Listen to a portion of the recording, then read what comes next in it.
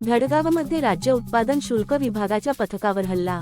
राज्य उत्पादन शुल्क विभागाने 19 लाखांचा अवैध दारू साठ्यासह 4 चाकी वाहन जप्त केले होते।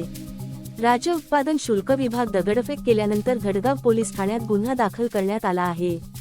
नंदुरबार जिल्ह्यातील धडगाव तालुक्यात अवैध दारूवर कारवाई करण्यासाठी गेलेल्या राज्य उत्पादन शुल्क विभागाच्या पथकावर जमावाने हल्ला केल्याची खळबळजनक घटना घडली आहे। निगदी फाटा परिसरात आरोपींनी पथकावर दगडफेक करत जप्त केलेली दारू आणि वाहन बळजबरीने पळवून नेले। मिळालेल्या माहितीनुसार निरीक्षक राजेश सपकाळ यांच्या पथकाने निगदी शिवारात छापा टाकून 19,40,000 रुपये किमतीचा मुद्देमाल जप्त केला होता। यामध्ये विदेशी दारूचे 200 बॉक्स आणि एका पिकअप वाहनाचा समावेश होता।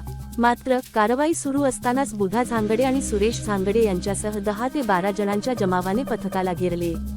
वाहन पुढे नेल्यास जिवंत सोडणार नाही अशी धमकी देत आरोपींनी जोरदार दगडफेक केली आणि जप्त केलेला मुद्देमाल बळजबरीने लुटून नेला। या घटनेमुळे जिल्ह्यात खळबळ उडाली असून शासकीय कर्मचाऱ्यांच्या सुरक्षेचा प्रश्न ऐरणीवर आला आहे। धडगाव पोलीस ठाण्यात आरोपींविरुद्ध विविध कलमान्वये गुन्हा दाखल करण्यात आलेला आहे। सप्तनगरी न्यूज ब्युरो, धडगाव।